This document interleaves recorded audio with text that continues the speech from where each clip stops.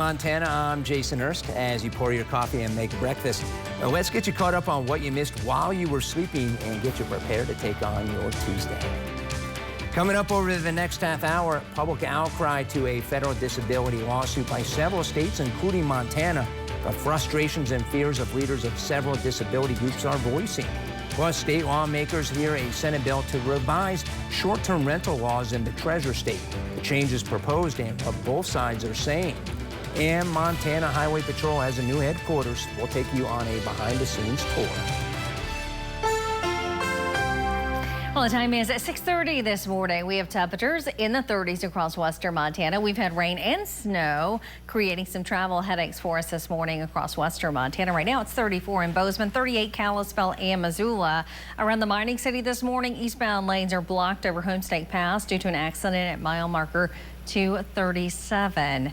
Severe driving conditions on I-15 from Elk Park onto Clancy. So definitely places or locations around the mining city did get hit with some snow and ice, and that's creating some travel issues. Live look at radar, scattering of showers out there.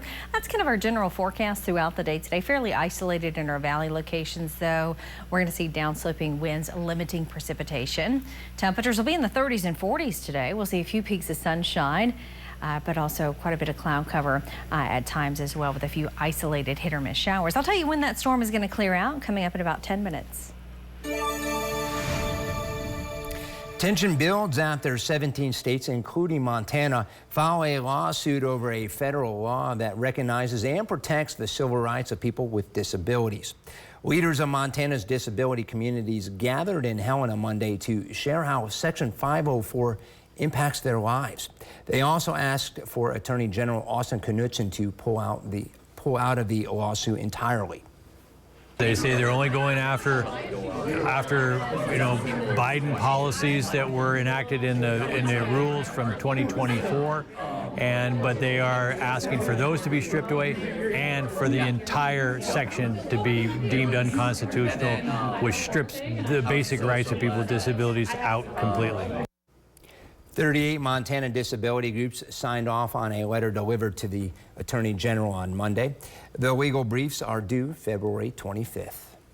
Montana's Senate Local Government Committee heard a bill revising laws related to short-term rentals on Monday. NBC Montana's Brianna Carroll breaks down the details.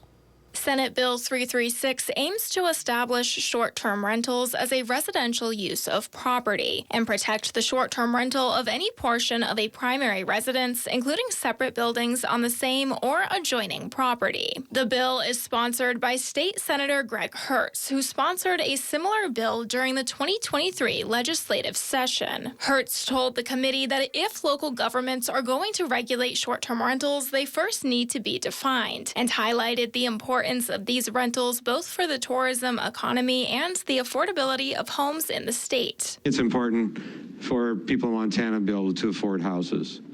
So a lot of our areas where housing has gotten very expensive, I might be able to buy a house if I can rent out something in my garage, in my basement, piece of property next door. Supporters from across the state, including property owners and representatives from the Montana Landlords Association and Montana Association of Realtors, gave testimony echoing those arguments. We're the gateway to the park. Most of our STRs are locally owned, so the money stays in our area, which is a great thing for Park County. But some opponents argued that short-term rentals can increase the cost of housing, while others say it gives some operators an unfair advantage over others in the lodging industry. We thrive when everyone plays by the same set of rules designed to ensure the safety of our guests and our communities. SB 336 would give one segment of what is presently the commercial lodging industry, short-term rentals, an advantage over the remainder of Montana's lodging industry. For more information on the hearing, head to our homepage, NBCMontana.com. Reporting in Bozeman, Brianna Carroll, NBC Montana. Monday in Columbia Falls, City Council members discussed overcrowding, home prices, and rent affordability. City Council and Planning Board members reviewed a draft housing study. The purpose of this study is to estimate housing needs in Columbia Falls. They also discussed topics like cost burden and number of homes sold. Falls have actually, especially rentals, have grown faster in price points than they have in the county overall. So basically, you're closing that gap. You're no longer as much of the affordable alternative in Flathead Valley as you used to be.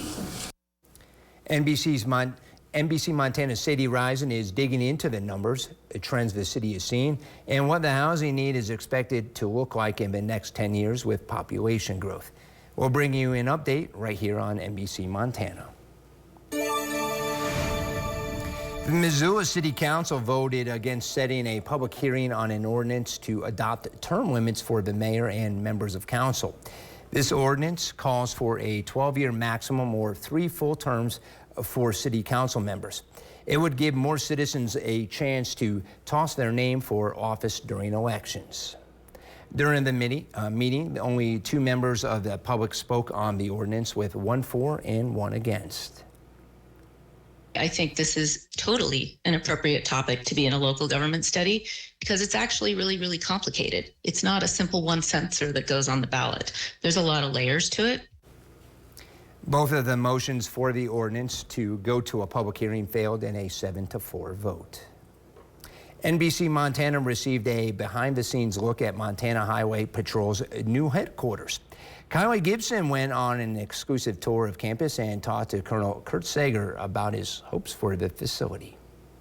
And it is a story you only see right here on NBC Montana. In 2021, the Montana Highway Patrol moved their headquarters 30 miles south from Helena to Boulder, Montana.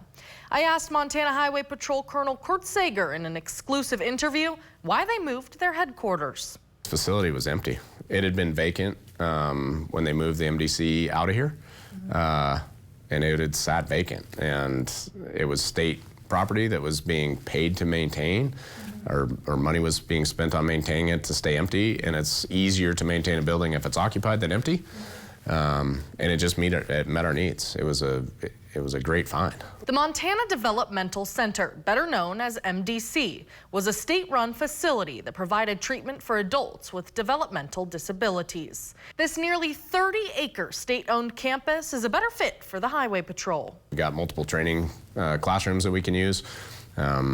We can run our own academy, our advanced academy down here without having to rely on any other entity or asking Montana Law Enforcement Academy for space. We can conduct a lot of training down here, and we kind of have a one-stop shop. We can house all of our stuff. It's housed indoors, it's secure. Once troopers graduate from the Montana Law Enforcement Academy, they go through another 12-week advanced academy at the MHP campus in Boulder. That's where they learn everything Highway Patrol, and now they can do it on their campus. I think it represents us well as a state agency, as a Highway Patrol. It matches our professional image, having our own location, and being, independent in ways. Obviously, law enforcement in Montana is one giant family, one giant partnership. So it's not like an exclusion thing. It's just more of a less of a burden thing where we're not scrambling and trying to find space, because obviously we've got the largest department in the state and we have a lot of training needs and we have a lot of spatial needs, and this meets it. Colonel Sager tells me that with this facility comes some needs for upgrades, such as replacing the roof, updating the technology, and giving cottages where cadets stay a facelift. Really just getting all the space that we have up and usable, because right now we do have some space down here that's just not really usable. We can use it for some scenario-based training, but it would be nice just to kind of catch up with the times a little bit. Reporting in studio, Kylie Gibson, NBC Montana. And we now visit with Chief Meteorologist Brooke Foster is standing by. And Brooke, it is 6:39. That means one thing: kids are getting ready for school. What is it like for them out there at the bus stop? There could be some patchy areas of ice. Maybe you're still holding on to some of that snowpack. You didn't shovel that slush away. That could be a bit slick for those kiddos. Overall, not a bad start to the day. Here's a live look, Kalispell and Missoula. Of course, streets are wet. We did have a couple of passing showers. Bus stop temperatures, though, not too bad. 37 degrees in that 7 to 8 o'clock hour. We'll be right around 40 at lunchtime. A few isolated hit or miss showers early today. For Missoula, similar forecast. Could have a couple of isolated showers this morning, but for the most part, we're going to be sitting under dry skies as we head into the afternoon with temperatures a few degrees above normal. High pressure is going to build in for us as we head into your Wednesday, and that's going to set the stage for sunshine for days. We'll take a look at your 10-day forecast coming up in about 10 minutes. Coming up, the University of Montana is undergoing a compliance audit in response to President Trump's executive orders. How campus leaders are responding. Plus, Montana State indoor track and field athletes are now preparing for the next level, hoping for a strong Big Sky Conference performance and a chance to shine the national spotlight on the program. But first, here is a live look from our Hellgate Plumbing weather camera above TV Mountain at Snow Bowl. Chief Meteorologist Brooke Foster has your day planner right after the break.